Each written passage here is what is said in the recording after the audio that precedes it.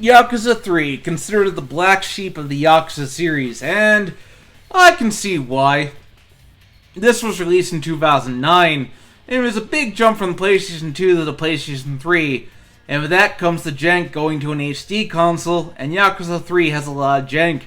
I'm playing the remastered version that came with Xbox Game Pass, which added some quality of life improvements to the game, but not enough in my opinion. Sometimes I wonder if they would have been better off just making Yakuza Kiwami 3, but let's not go into that too much. Let's start the review and resume our Yakuza journey.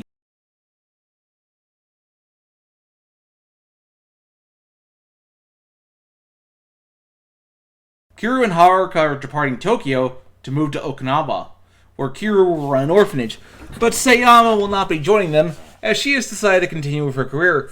Surely this is just a way to ride her out and then bring her back later on?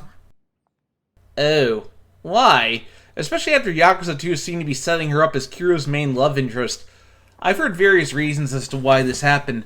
Supposedly Sayama's voice actress was described as being difficult to work with, or the change in writers caused the change of direction, or Japanese fans did not like Kiryu getting into another relationship right away, or they just wanted Kiryu to stay single.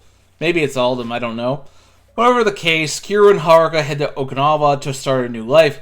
Kiryu says his goodbyes to Daigo and Majima, and after beating Majima in a fight, asks him to keep an eye on Daigo, to which Majima agrees.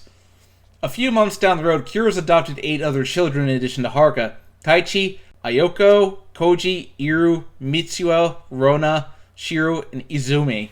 But times are hard as Kiryu receives several eviction notices. This is what allows him to meet Rikiya and Mikio. This kickstarts Yakuza 3's more slice-of-life plot. The first quarter of the game deals with Kiryu's attempts to manage the orphanage, and helping each of the kids with their problems. But upon finding out that Daigo has been shot by a man who looks very much like Kiryu's deceased father figure, Shintaro Kazama, and Kiryu finds himself thrust back into the life that he thought he left behind. Kiryu this time is taken to the role of being an adoptive father to the children at the orphanage. It's very nice of him.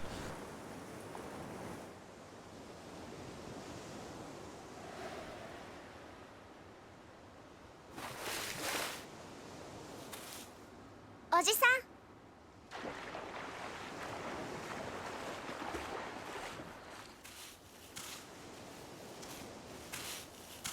今日の晩飯だ。さあ、そろそろ夕飯の支度をするか。You gotta feel happy for the guy. The guy deserves a little peace and quiet after everything that's happened to him. The early part of Kiryu's story this time revolves around being a father to the kids, and I'll briefly go into his relationship with each of them. And I'll cover his relationship with Rukia as well. Right away we see him be a good dad to Izumi after she was bullied in school. 私頑張る。ああ、俺はお前のお父さんにはなれない。でもお前がこの朝顔に来た時から家族だと思っている。おじさん。 And while they may be different, they're still a family. So for the most part, the first half of the game is Kiryu solving typical kid problems, such as who stole the money, and upon finding this out, Kiryu just lets the two work it out themselves. 後悔してるんだ。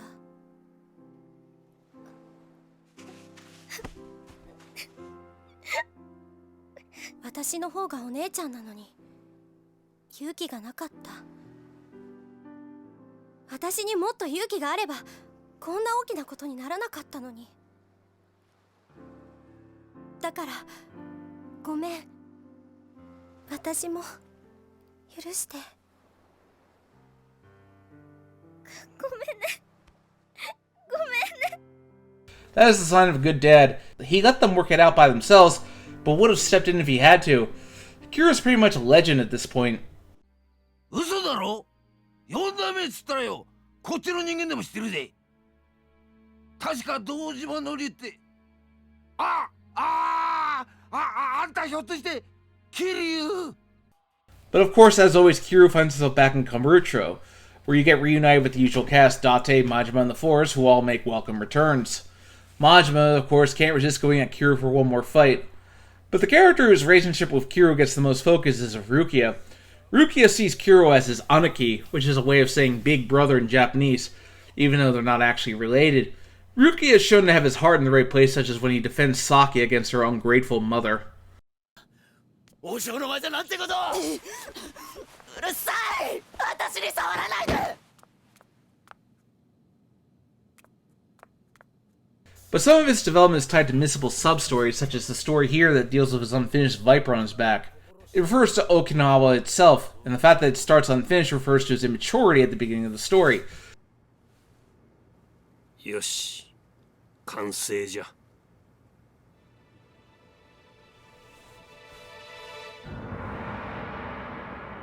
どうすか、兄貴。さすがは先生。惚れ惚れする出来だ。兄貴と同じ歌彫りの入れ墨か。これで名実ともに兄弟分になったってことですね。そうだな。There is a rather fun scene where he pretends to be Kiryu's boyfriend so they can get into a hotel. じゃあ私と兄貴はラブラブなカップルだから問題ないでしょ。おい。普段はカッコつけてるけど、たまにはイチャイチャしたいのよ。ああ、あんたたちそうだったの。はいはい。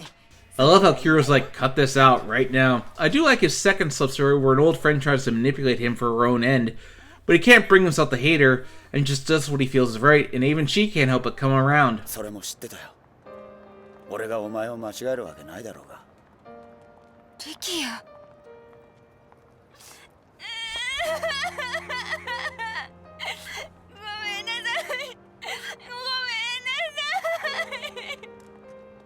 もういいんだ。お前に東京は似合わねえよ。俺と一緒に。 Goro Majima remains as delightful as ever, even though he has an overall reduction in screen time. The scene where he rescues Kiryu from Suzuki's guards is delightful.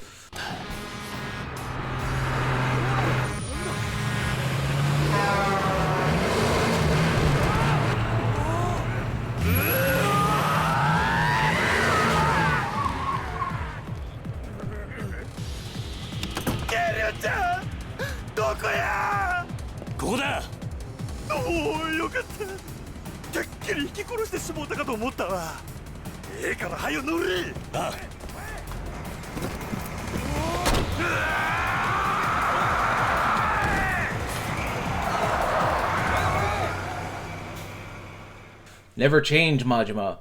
Date continues his role in supporting Kiryu. He helps find nude Serena with Mama, who he has a bit of a crush on. He gets a sub-story where he must deal with demons of his past. Mama?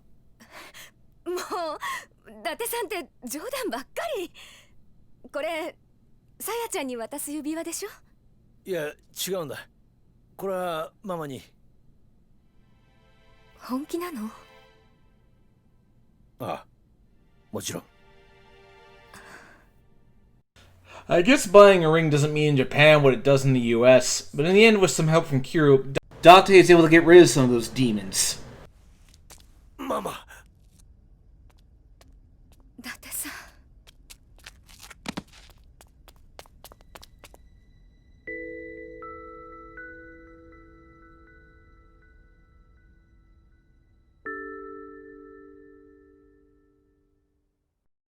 It's little moments like that that make Yakuza worth it.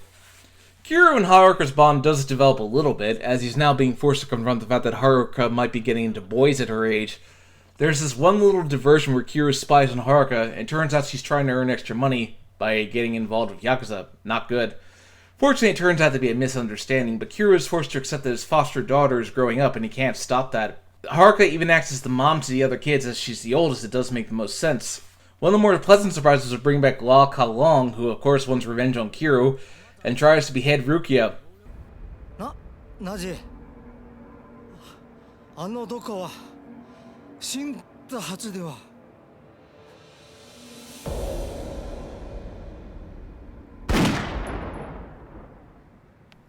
Well, he's dead, right?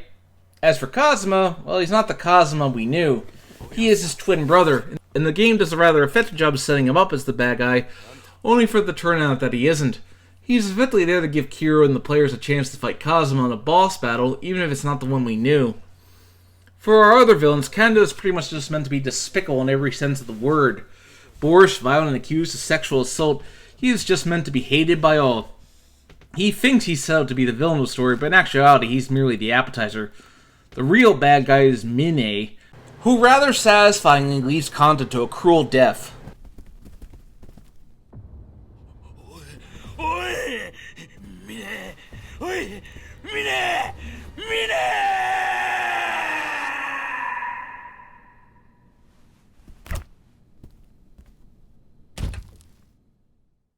Our main bad guy, Mine, the game does a rather good job of fleshing him out. An orphan and watching his foster father die at a young age, and his constant bullying for being an orphan has caused him to care about nothing but earning his own wealth and power. He called his way to power and wealth by hard work and ambition alone. While he seems responsible, he can be quite petty when he destroys the orphanage. Yeah, this was an act that was just out of spite. There is a lot to lose. Kashiwagi returns, but is killed by gunfire from a helicopter.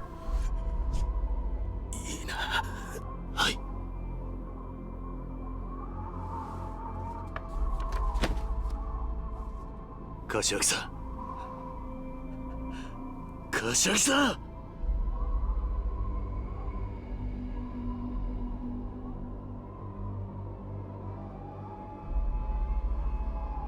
That's an underlying theme in this story, loss. Everyone in this game has something to lose, whether it be a person, something from their past, or even a house. I do admit, spending all that time in the orphanage and the kids, it just made its destruction all the more powerful.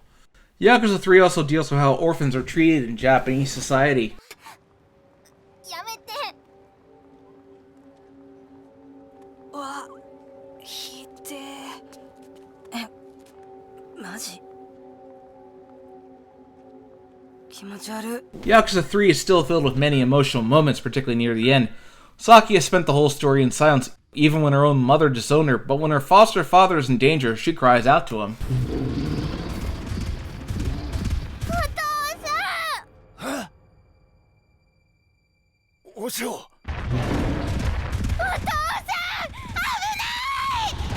But most tragically of all is this.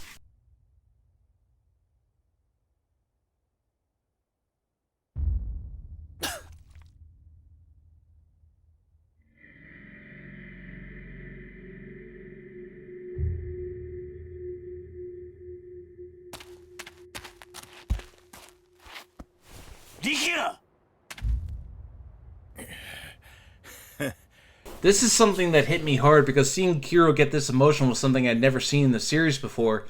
Kiryu is barely holding himself together and Rukia's final moments are sad and tragic.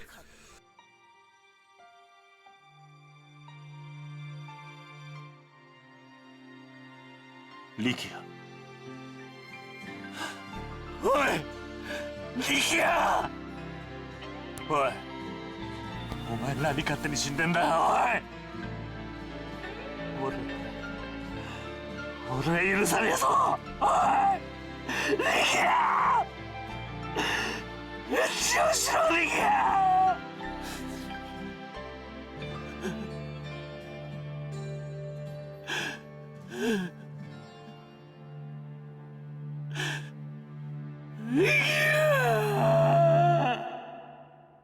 So Yakuza 3, while it's a bit more chill than before, I do appreciate the game taking the time to set up Kiryu's relationship with the kids, showing that he is a very good father figure for them, but yet he still can't escape his Yakuza lifestyle.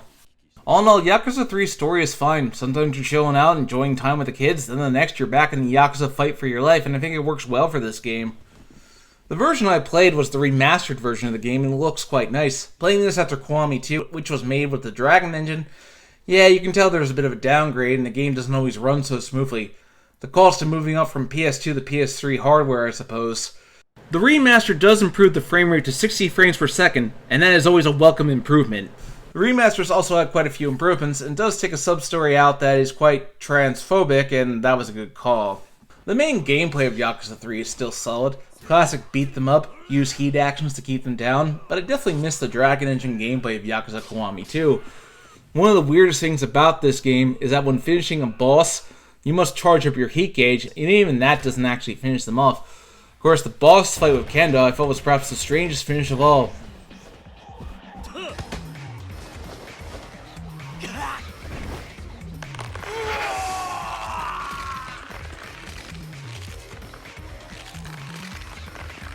I really wish I understood that move. That being said, Yakuza 3 does have some nice gameplay set pieces. My favorite being when Kiryu invades a hotel.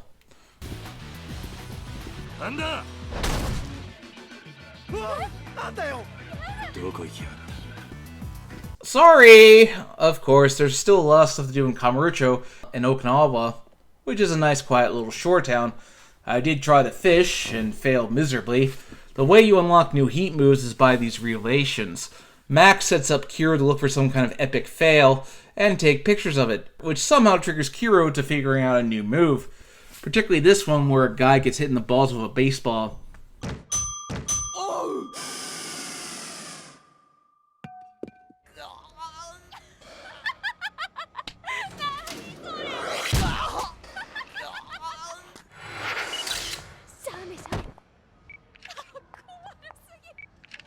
Now, if she got hit in the same way, it'd be even funnier.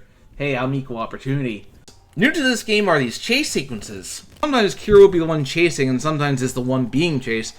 Particularly this part where Kiryu is running from cops. I mean, yeah, having blood on your shirt is highly suspicious.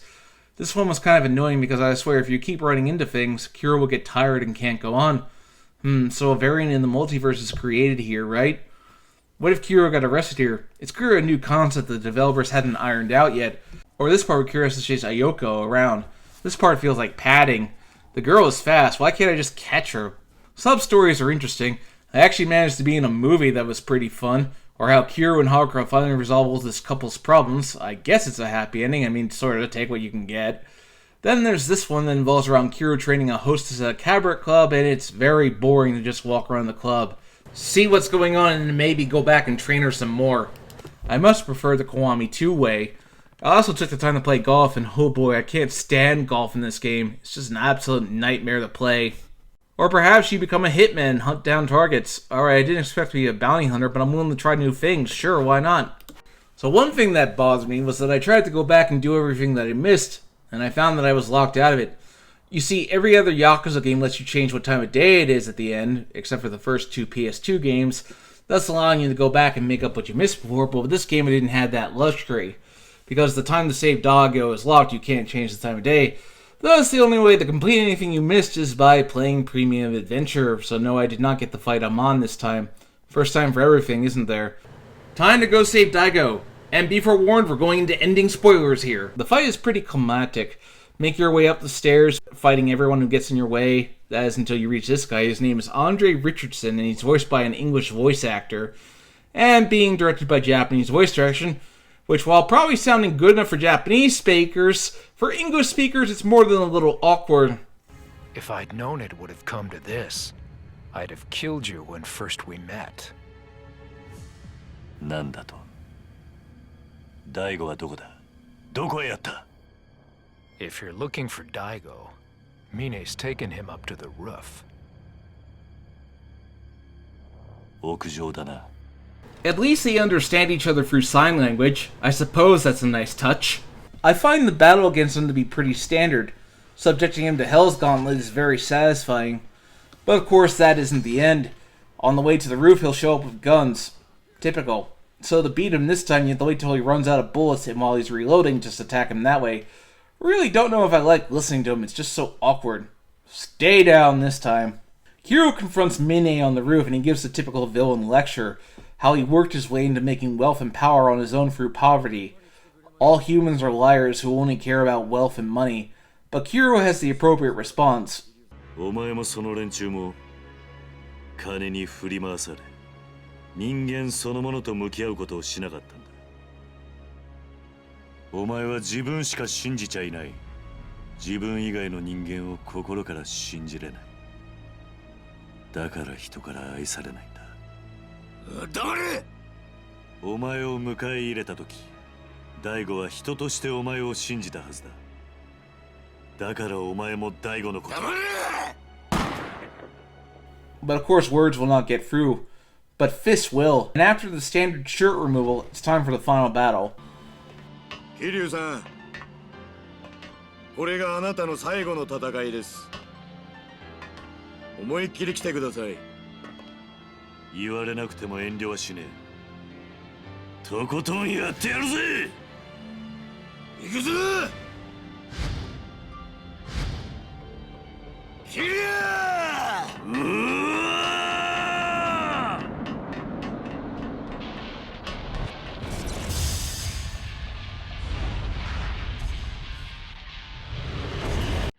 fight is pretty standard, a mixture of heat moves and QTEs, which I thought was really cool. But there's really not a whole lot to it. While Kiryu and Nisuke's fight was of former brothers now at odds, Kiryu and Go's fight was of two warriors who had nothing else left. Kiryu and Mine is of two orphans who try to make something of themselves, but only one can be left standing.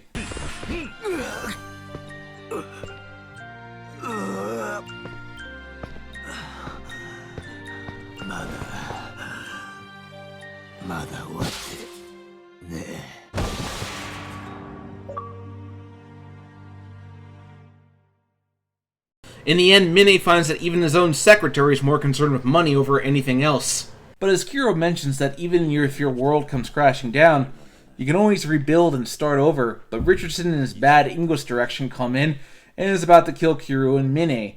But Daigo recovers and shoots the other agents. Just in time, eh? Unfortunately, a lot of the drama is undercut by Richardson's poor voice direction. But Mine finally resolves to fix what he's done and sacrifice himself. And I don't listen to Richardson anymore.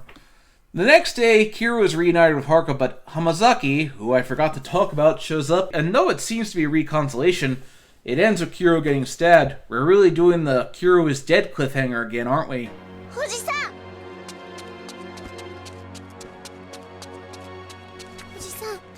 Fuji-san! しっかりして! Fuji-san! そんな、嫌だよ! ねえ, Fuji-san! 俺は峰に教わったんだ。信じる心ってのは人間死ぬ間際でも持てるんだってことを。 So that's Yakuza 3. While I admit it's my least favorite of all the Yakuza games I've played, I don't think it's a bad game at all. It's still got all the elements of Yakuza I loved. Fun gameplay, side activities, great characters, and yeah, it's a little rough around the edges, but I find it to be fine. Then we get the last scene. The doghouse is rebuilt, the orphanage is being rebuilt, and...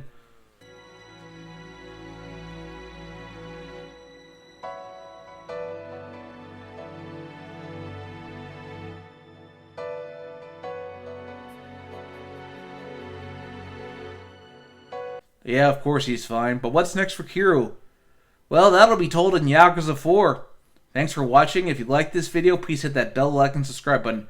If you want updates, follow me on Twitter, join my Discord. If you want to support what I do, check out my Patreon, which are provided in the description below. See you next time.